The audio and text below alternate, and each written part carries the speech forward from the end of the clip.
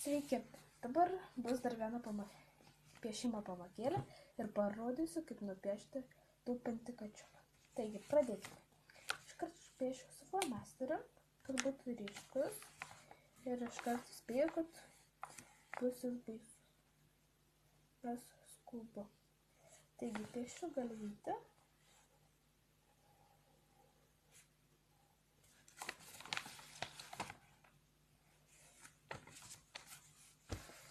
Tada akytis,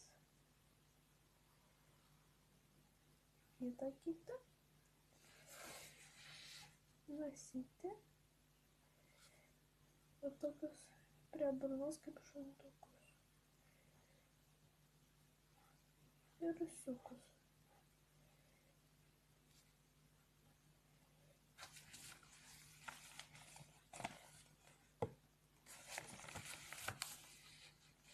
Tada konelį, kad jis tupėtų, kojytę špakalinę,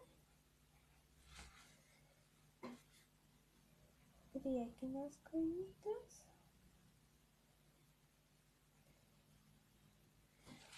ir kitą špakalinę kojytę.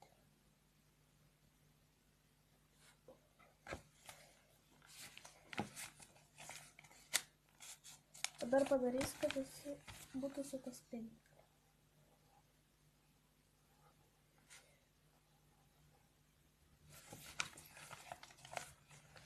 Ruvalė.